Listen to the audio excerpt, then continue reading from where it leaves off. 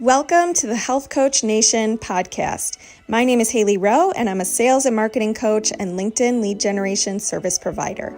I work with health, life, and mindset coaches and online service-based business owners to help them get more sales, shift their time to the client-generating activities instead of just the busy work, and overcome that social media overwhelm. Let's get into the show. If you're ready to take on your next paying clients, I have good news. My free 4 Basics of Client Attraction and How to Stand Out class is live at haileyrowe.com/client-attraction. In the class, you're going to learn the top 2 traits I recommend for most coaches and entrepreneurs if they really want to turn this into a career. You're going to learn how you can build demand for your services and stop getting crickets on your posts. You're going to learn the sales roadmap I used to improve my sales conversion rate and help my clients do the same. And you're going to learn so much more. So go to haileyrowe.com/client-attraction and get your copy of the class today. I am live, and today I am bringing on a special guest to talk about speaking gigs and how to get them. So thank you for all of you who participated in the Work Smart Black Friday deal. If you're hearing this very late, I apologize, but just want to say I'm so excited to work with all the new members. And if you missed out, you can still join Work Smart. It just won't have the extra bundle bonus that Black Friday had anymore, but it's still on my website. And I'm going to bring on Aurora.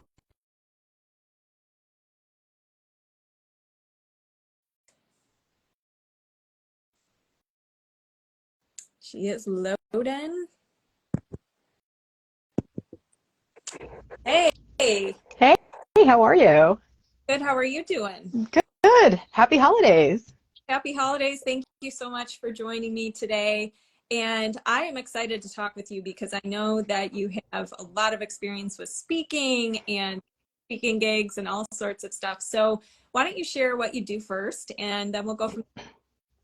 Yeah, absolutely. And I'm so thrilled that we were able to get this done. I loved that we met. I think we met as part of a summit earlier this year, and so it's great to be able to connect with you again. I am a public speaking coach and a communications consultant, and I love helping people form and shape the knowledge that they have into pitches they can use to get on stages. I love public speaking because it's such an incredibly efficient marketing tool. No other event can you go to an event and be able to, effectively network and share your expertise with every single person in the room. But when you are the public speaker, when you're the person with the microphone, every person in that room gets to know you and you get a chance to make a connection with them. I love it as a way to kind of fast track what we call, know, like, and trust. So that's the thing that I just absolutely love doing, is helping people get set up for success in pitching stages, getting on stages, and making those real connections that will help them build their business. Yeah, absolutely. I will always remember one of my first, well, I've done speaking, but one of my very first ones, I actually got a client out of it, and I was just so surprised. Like, what? This didn't happen? And I had one, though, and I think you might highlight this when I ask you what you make when speaking and picking gigs. I had picked a topic and an audience that was not this was and I wanted to help teens be healthier and set good habits young and change their behaviors when they're young, and they don't care about that. I first stab at speaking when I was like, I don't even know, but it was an eye-opening experience, and it reminded me you got to pick what your audience wants to hear and the right audience. So tell us a little bit about what are some common things. Well, let me back up. If somebody wants to get into speaking and they've never really, if they're a coach or a service provider or a consultant and they want to use that as a marketing strategy, what are some things they need to set up or think about or start with if they want to get into that?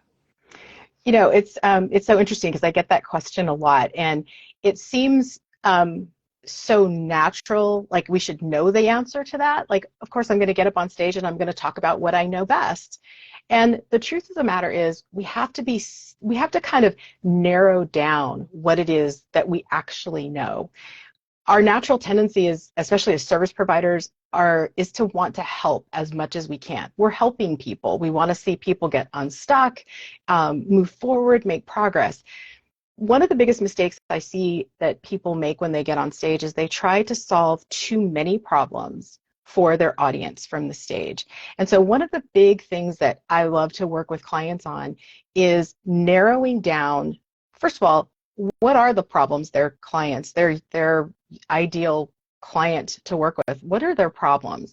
And then what is the one problem that you can solve for them from the stage? You don't need to solve all their problems up there. You need to just solve one. You need to be able to give them something that'll give them a chance to make forward progress from having listened to you for 20, 30, 40 minutes. What that does is it gives people a sense of what it is that you can do, and it invites them to step further into your world. You want to be able to invite them to know more, to make the connection that, wow, if Hailey can solve that one problem for me in 20 minutes, imagine what I could do if I worked with her even more deeply. Imagine what I could do if I bought her course. Imagine what I could do if I had her book. So as you begin to start to think about, okay, I want to get on stages, I want to be a podcast guest, I want to be on virtual summits, narrow down all the things that you know how to do for your clients and pick one or two things that you can actually solve in a presentation. That'll make your life much easier, and you're going to deliver something that's much more manageable for your audience to receive. Yeah, well said. I love that. And I learned that. I look back at some of my older presentations and I'm like, this is so macro and there's so many categories I'm covering, where I could have picked one of the categories and like, so one of the lessons of the year is go deeper rather than wider. One mini problem, as you're saying, or one piece of the whole puzzle. And what about when it comes to somebody thinking, well, is that good enough? Is that giving enough value? I think the whole message of like less is more, sometimes that is more valuable a lot of times rather than overwhelming somebody. Your thoughts on that if somebody's like worried, oh, but is this good enough? Right. And I think all of us, who are experts in what we do, we have that worry constantly. Is it enough? Because, it's that old saying, what's easy for us is magic to someone else.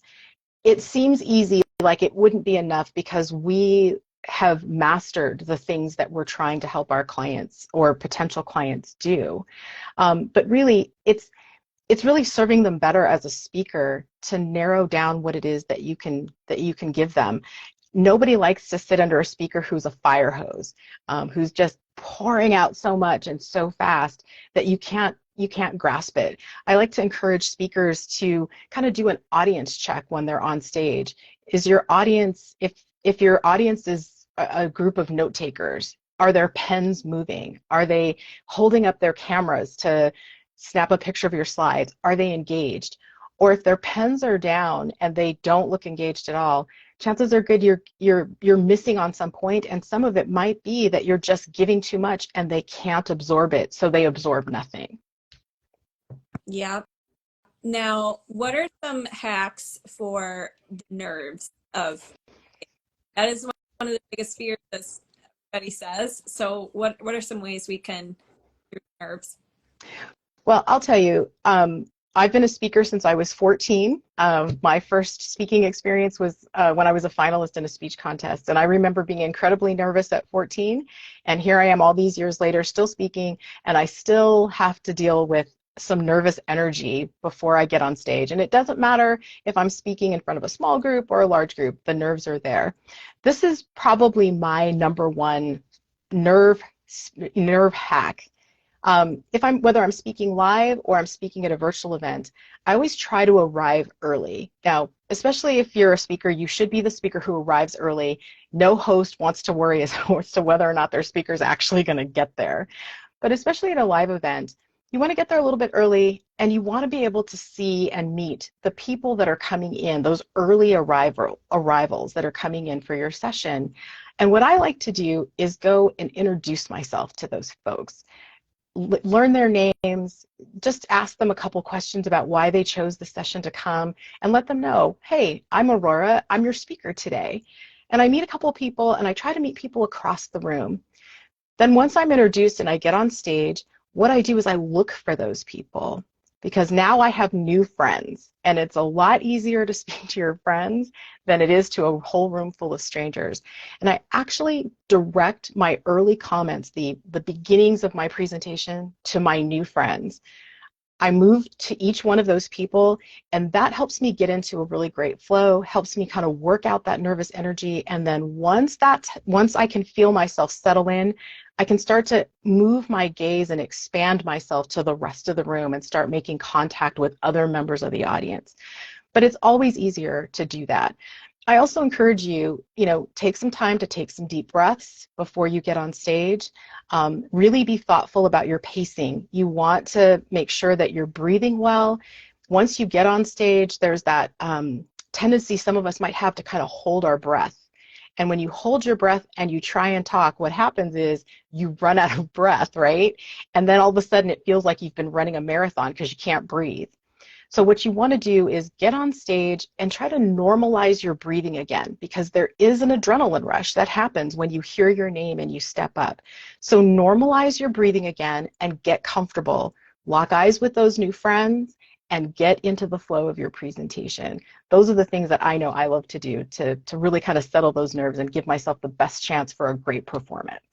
I love that. And I think another thing to remember is like everybody's rooting for you. It's not like you're in a room where people want to fail or be nervous or feel weird. Like, it's so true. Yeah. And the other thing is practice so much that even if you do black out, it'll come out like ingrained. It's absolutely. And I think one of the things that is super important to remember is that no one wakes up in the morning knowing that they're going to an event where there'll be a speaker and saying, "Oh, I cannot wait to see a train wreck on stage today." Like no one wakes up feeling that way. Everyone in the audience is rooting for you. They came, wanting to hear a great presentation. They are for you. I've had this experience where you have the dreaded tickle in your throat and it just grabs you. And we've all seen speakers, or maybe even just seen video of a speaker who's had that experience. It's horrible. It's really hard to deal with. But, you end up in a situation like that. What do? You've got to step to the side. Sometimes those coughs, there's nothing you can do but cough it out. You step to the side. You do what you have to do to get that tickle, scratched out. Come back to the podium, take a sip of water, apologize to the audience, and you keep going. They're feeling for you that this is happening to you.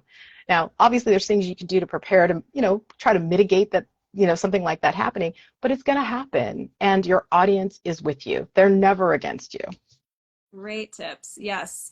And what about getting speaking gigs? So, all right, let's say I have a talk and I think it's pretty good. I want to start getting out there. Where can somebody start? Do they need to get a booking agent? Should they just start reaching out locally? Tell me kind of your process. I always think it's important to kind of start for yourself. Booking agents are great, but there's an expense connected with that, and sometimes when you're just starting out, that's not an expense that you're willing to take on. But one of the things that I think is super important to do is have a lot of clarity about who your audience is, like really who they are. And once you know really who they are, you can start to research, where do they gather? Where do they get together? What live events do they attend? What virtual summits? What Facebook groups are they a part of? Who are the other influencers in the space that they follow? Once you have a sense of where they're going to gather, the events that they are interested in are going to start to fall out. And then from there, you can start to do the research. Who's the organizer of that event? How do I contact that person?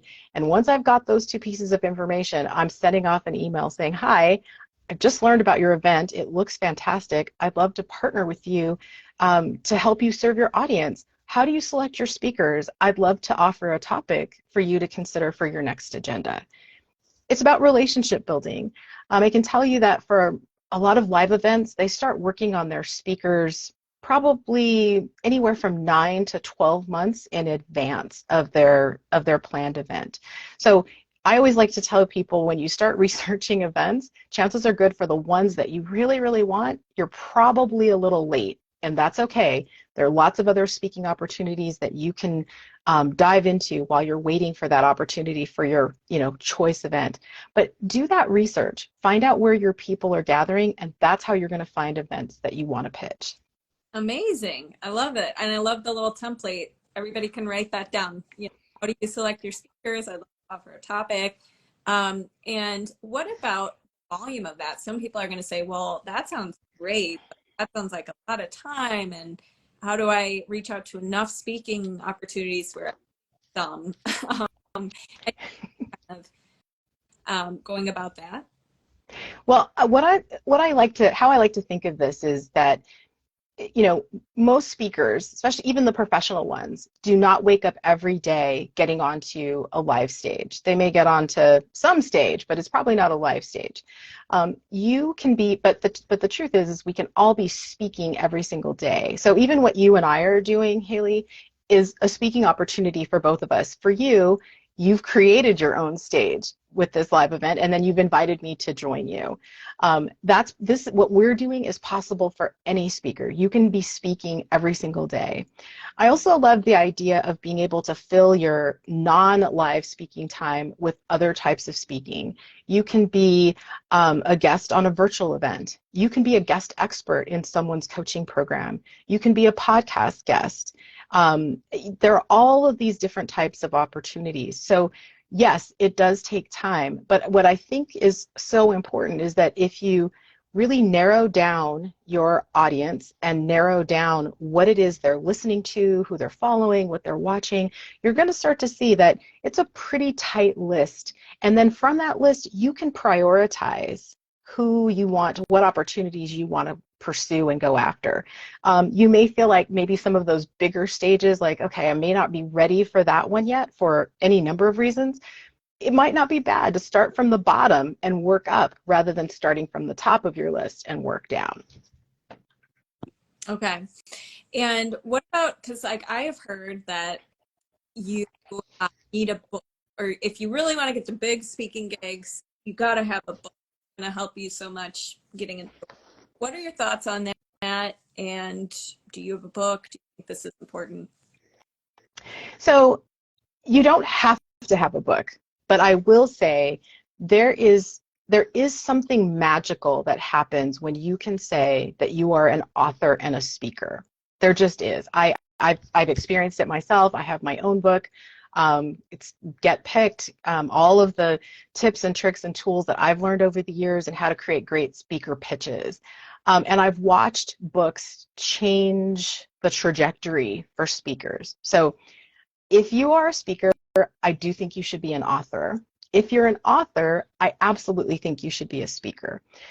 Neither is required, but both are extremely helpful. So, a book is a lot easier to write than it used to be. We've got a lot more tools available to us these days. I know of a really terrific AI expert who teaches you how to use AI to supplement your own writing, not write it for you, but supplement your own writing so that you can write a book in a really short period of time and you can self-publish. I think that's the other way that you want to, if you want to expedite making a book available to your audience, is to self-publish because you have all the control as opposed to going after a publishing deal. If you can do it, I definitely think you should do it. If it's on your bucket list, you should make it, flag it as a priority. It is definitely something that is game changing for speakers for sure. Okay. Awesome tip there. I don't feel like writing a book is on my bucket list, but I do feel like if I do speaking gigs, I have to have, I should, I don't know that desire to like be an author. And maybe this is why I'm more into speaking is because I like writing. But if somebody's like, okay, so I want to get there, I want to speak, and maybe they want to start with summits or local. Any final tips as far as things they should be aware of, or things that how long they like just giving enough time for things like anything you want them to be aware of? Well, I definitely think that people should realize that speaking is a bit of a long game. It's it's a bit of a relationship building. You're going to pitch yourself. You're going to wait for responses. It is a bit of a long game, so you need to kind of be prepared for that. But the one thing that I would make sure that you're very clear on is that when you pitch any one stage for any kind of opportunity, it doesn't really matter, from podcast to live event, what you're actually signing up for is becoming a part of that host's team. They have an obligation and a responsibility to provide a great program for their audience, right? They've worked hard to build that audience. They may be selling tickets to that audience. And so they've got this obligation to present a great program. And what they want to know is that the speakers that they bring on are actually linking arms with them to present that great program. So when you pitch yourself, what you want to make sure is very clear is, I love what you do. I love your audience like you love your audience, and I'd love to be a part of what you're doing to create a great experience for them. And then you want to deliver on that. You want to make sure that you're super responsive. You want to make sure that your presentation has great content, in addition to the fact that you're also trying to encourage them to come into your world and into your community, but that you've got great content for them. No host wants to present someone who is just kind of coming on to be all about themselves and seeing what they can get out of the people in the seats. So really you have to kind of turn yourself just a little bit. It's not that you don't have your own agenda or you don't have goals for your speaking gig. You do, and you should honor them. But you also need to know that you're embracing the goals that the host also has. And it's important that we, present ourselves in a way that communicates that we are about supporting them. And what that does is it makes you the type of speaker that, one, they want to have back if they have another event, and you definitely want to be invited back. And it makes you a speaker that they have no qualms about referring, because speaking hosts, stage hosts, know other stage hosts, and they love to be able to make referrals of who they've had on their stages that were great. And you also want to be someone who's referable. Yeah. Okay. And two actually more questions. I might forget. The first one is, what is, if somebody's like, oh, I have no idea, I'm new to this, I don't know, what is a normal rate? How do I determine? Any tips for that? Rates run the gamut, I think, right now. For something like being a guest expert in someone's group as a one-off, like a one-time guest expert, I myself have been paid anywhere from $300 to $700 for like a 1-hour presentation. I've been paid $2,500 for a live workshop that I did that was just maybe a couple of hours. All of those things, I think, you need to weigh against your experience. I love for live events, start with $2,500 and then scale up. The minute you get someone that agrees to pay you $2,500 for live presentation, the next time you pitch that, you take your rate up. The next time you pitch it, you take your rate up. Now, every time you're taking your rate up, you're also improving on your performance, right? Leveling up that delivery, leveling up the content that's in there. You're wanting to make sure that you're giving more as you are receiving more in fees. You also should not, don't despise the day of speaking for free if it gets you in front of an absolutely ideal audience, or speaking in front of an audience that will allow you to pitch a service while you're there in exchange for some affiliate income for the host. There's lots of different ways to make sure that you get paid. Regardless of what you do, whether you speak for free or you get a fee, you should always get something of value, whether that's a testimonial, a referral. If it's a live event you choose to speak for free, am I getting photos and video of myself speaking? There's always things of value, and you have to make decisions. You've got to weigh, is this worth me doing it for what I may or may not get in financial compensation? Is it worth it with what I'm going to get for these other assets that are going to be very valuable to me in the future. I love the way you answered that, because I say the same thing. It's like there's more the value than just money sometimes. If you're at a summit, that is going to be probably free. You're going to do that for free, but you're going to get a lot of email subscribers, which you would Right. normally pay for, or you'd have to put your time, blood, and tears into doing marketing to get those. So you're right. There's more forms of currency sometimes than money. And if you're just starting out, you need to just get out there and do some free podcasts are usually free, summits. If you're actually speaking at a conference or something, that obviously those ones would be more like paid, I would expect. So what about you? You mentioned calls to action in your talk. Mm-hmm. This is actually something about when you get to the end of your talk or throughout, I don't know what you recommend, how do you tie in what you do well and do it in a way that's not too salesy or pushy or whatever, but still gets the message across about what's their next step with you? Well, I think that the first thing you want to do is you want to check with the host about what they're comfortable with, right? What's the kind of relationship they have with their audience? Are they going to be comfortable with you making, sharing with the audience about a paid offer? Are they just comfortable with you sharing your free lead magnet? Are they comfortable with you, if you're an author, are they comfortable with you selling your book in the back of the room? Like, what is the host comfortable with? And that's gonna guide what you can do. Now, once you've got that, secured, what you want to do is make sure that your call to action and how you deliver it and how you present it stays in that serving the audience mode, right? So I have a lead magnet that I love to share with people. It's a checklist. And I always kind of lead into it as I'm closing my presentation is you're all wanting to be speakers. And if you're going to want to be a speaker, you're going to want this, you're going to need one of these. And I have a tool that's going to help make that super easy for you to create so that you're not stumbling in the dark on how to make one. Always come at it from that place where I'm still serving you well, even though what I'm asking you to do is, hey, sign up for my email list and I'm going to send you this checklist. You want to just make sure that it ties in really well with what you're presenting. And that being true, don't be afraid to create something new if you have to.